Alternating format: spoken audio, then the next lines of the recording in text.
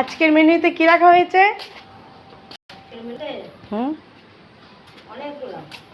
নাম বলো। ডাল,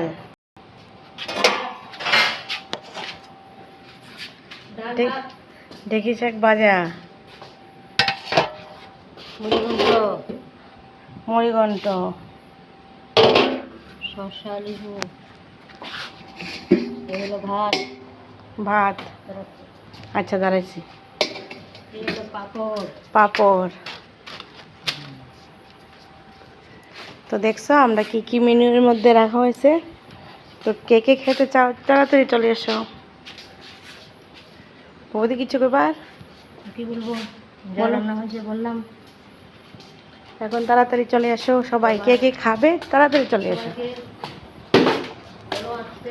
আর আমার ব্লগগুলো যদি আপনাদের কাছে অবশ্যই ভালো লাগে, একটা লাইক একটা কমেন্ট অবশ্যই করবেন যদি ভালো লাগে, তাহলে না হলে কোনো ব্যাপার নেই।